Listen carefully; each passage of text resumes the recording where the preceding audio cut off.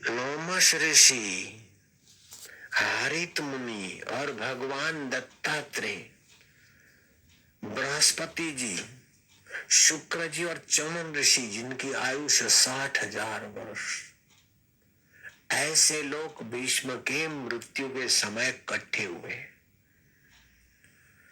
सनत कुमार, ब्रह्मवेता, ब्रह्मज्ञानी, चारों जन्मजात और संकल्प के बल से बालक ही बने रहते, 5 साल के हैं तो पुरखों के पुरखे, लेकिन नन्हे मुन्ने बने। ऐसे सनत कुमार हाजिर रहे। वर्णन आता है शास्त्र में, महाभारत आदि। कपिल मुनि और वाल्मीकि जी भी वहां पधारे और तुम्बरु जी भी आए और परशुराम वहां हाजिर हुए। पिपलाद मुनि का भी प्रभाव कम नहीं था, वे भी वहां पधारे। कश्यप ऋषि और पुलस्त ऋषि भी वहां आए, दक्ष भी वहां, और पाराशर ऋषि वेद व्यास जी तो आए, वेद व्यास जी के पिता, जिन्होंने संकल्प करके अंधेरा और कोहरा कर दिया। और वेद व्यास जी के नक्षत्र ग्रह होरा शास्त्र के जानकार थे। इस समय अगर गर्भाधान हो जाए तो वो पुरुष साक्षात विष्णु का अवतार जैसा हो जाएगा, ज्ञान का भंडार होगा। तो वो कन्या तो थी मछुआरे की। बोला महाराज मेरे शरीर से तो दुर्गंध आती है। बोले नहीं, आप तेरे शरीर से योजन पर्यंत सुगंध आएगी। बोले अभी तो दिन दहाड़ा है। बोले मैं रात्रि कर देता हूं। अगर भजन कर दिया, उसी से वेद व्यास जी उत्पन्न हुए। ऐसे पाराशर जी की हाजिरी भीष्म पितामह के आगे। अंगिरा, मरीचि, गौतम ऋषि, गालब ऋषि, धौम्य ऋषि भी वहां पधारे थे। मार्कंडेय और कृष्ण और सूत जी महाराज भी वहां थे, सौनक आदि को उपदेश देने वाले। कई ब्राह्मण, जति, जोगी, तपस्वियों की तो संख्या का वर्णन करना संभव नहीं। ऐसे भीष्म जी मरते समय कैसा चिंतन करते, आंखें बंद करते, श्री कृष्ण को कहते कि माधव अब मेरा समय आ गया है प्राण छोड़ने का। मुस्कुराते रहिएगा, उदास मत होइएगा, पीतांबर लहराता रहे। मैं अपनी कन्या तो मैं अर्पण करता हूं। अब आजीवन ब्रह्मचारी कन्या कहां से लाए? बोले मेरी बुद्धि रूपी कन्या, जिसको मैंने सच्चाई से, सत्य संकल्प से सुरक्षित रखा है, वो मेरी कुंवारी कन्या तुम्हारे को अर्पित करता हूं। मेरी बुद्धि माधव तुमको मैं अर्पण करता हूं।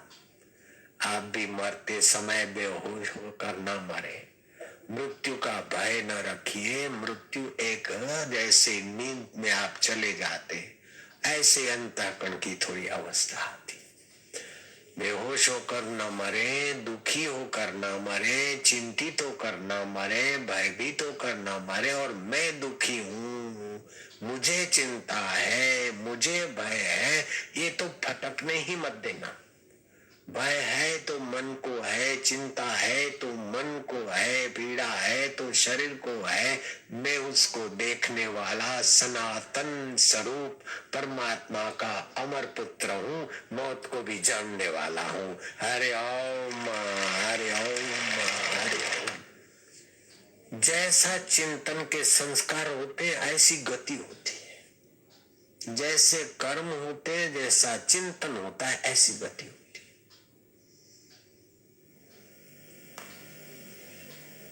कर्म उन्नत करो, संग उन्नत करो, चिंतन उन्नत रखो।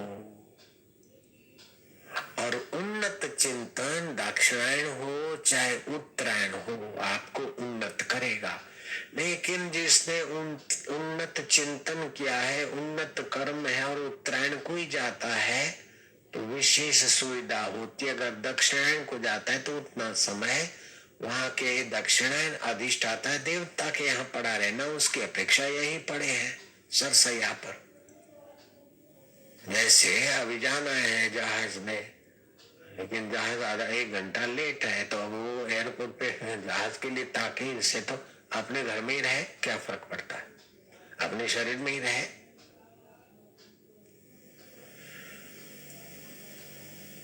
तो संकल्प की प्रधानता से अंतःकरण के आकार और गति बनती है। अगर द्वेष भरा है, किसी से मारपीट करनी है, तो फिर शेर की योनि वाला अंतःकरण वहीं प्रवेश करेगा। अगर वैर बुद्धि है तो सर्प की योनि वाला अंतःकरण सर्प बनेगा। अगर मांस खाने की रुचि वाले अंतःकरण है तो फिर गीध और मांसाहारी प्राणी बनने के लिए ले। ऐसा नहीं कि एक एक प्राणी को भगवान आकर बनाते हैं, ये बनो ये बनो ये बनो ये बनो, या ब्रह्मा जी बनाते हैं। इस प्रकार अंतःकरण की अवस्था बना दी, जैसे बीज में संस्कार डाल दिए और बीज जहां जिस माहौल में पैदा होगा वो अपने संस्कार लेकर जाए, ऐसे अंतःकरण में संस्कार। तो मनुष्य जीवन में अपना संस्कार उन्नत करने का अवसर है, बाकी का तो परंपरागत बदलती जाएगी दुनिया। लेकिन कोई प्राणी समझो हिरण है और मनुष्य के संपर्क में आ गया और वो मनुष्य धर्मात्मा है, तो हिरण की योनि मरने के बाद सैकड़ों जन्म के बाद वो मनुष्य होगा। लेकिन जड़ भरत के संपर्क में वो हिरण मरा नहीं, जड़ भरत के संपर्क मिला और बाद में हिरण मरा तो रहुगण राजा बन गया। सैकड़ों योनियों के बाद मनुष्य बनना था और पुण्याई करके फिर राजा बनता, राजा जैसी योग्यता लागा।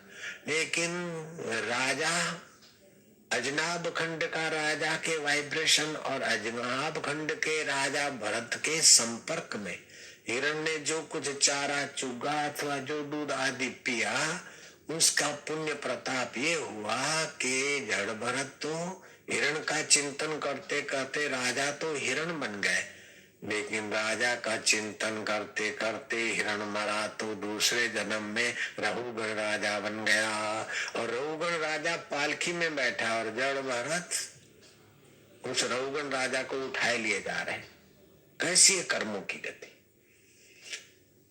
गंडकी नदी के किनारे अजनाब खंड के एक छत्र सम्राट इतनी सुंदर व्यवस्था की भरत ने कि उनके नाम से इस देश का नाम भारत पड़ा और ये राजपाट की व्यवस्था करा कर फिर वो अपना जीवन धन्य करने के लिए गंडकी नदी पे जाकर एकांत में रहने लगे और दोपहर के समय सूर्य को तर्पण करते। देवताओं को तर्पण करते तो सफेद तिल हाथ में रखकर देवताओं को दिया जाता है और पितरों को तर्पण करना हो तो काले तिलों से तर्पण करके पितरों को तृप्त किया जाता है।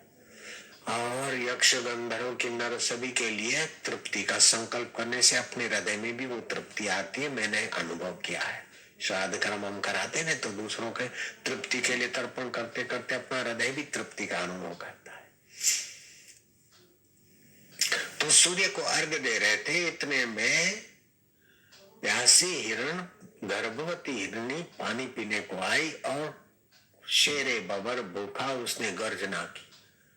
तो गर्जना की तो भयभीत हिरणी नदी के उस पार छलांग मारी, तो भय के कारण उसकी नसें दुर्बल हो गई और गर्भ गिर गया और हिरणी उस पार जाकर अपनी लोथ को घसीटती हुई गुफा में दम तोड़ दिया।